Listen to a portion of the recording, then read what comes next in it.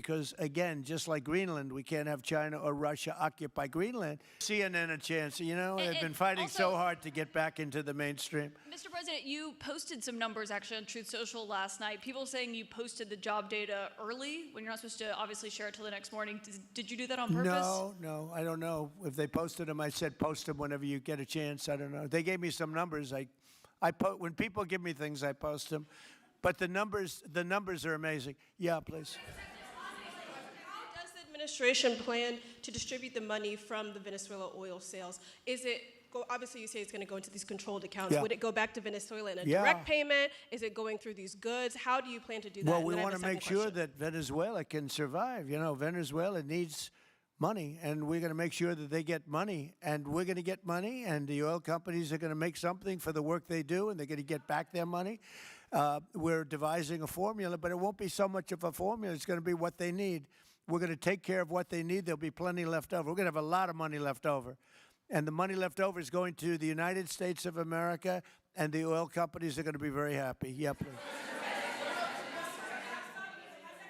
Thank you, Mr. My second question is, would the administration offer a backstop to these oil companies for like financial guarantees, some sort of backstop, if the country did destabilize again? That's a very interesting question. Using the word backstop, I haven't heard that word in a long time. That was at the Wharton School of Finance I last heard. That's a good term. We ought to use it more often. I hope I don't have to give a backstop.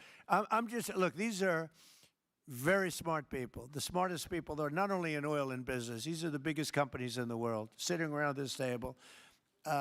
They know the risks. I mean, there are risks. We're going to help them out. We're going to make it real easy. They're going to be there for a long time. We're going to be there together for a long, long time. And they're going to be taking the oil, and they're going to be bringing oil prices down. They're going to make a lot of money. They're going to get their money back. They're going to be safe. The people of Venezuela are going to be big beneficiaries, and the United States of America is going to be a big beneficiary for what we've done. And you know, one other thing I might say, it's also very big for national security because, again, just like Greenland, we can't have China or Russia occupy Greenland. We can't have China or Russia occupy Venezuela.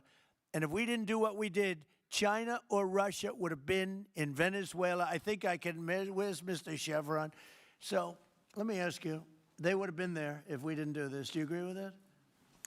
They certainly have a lot of economic interests in country. There's absolutely no argument about that.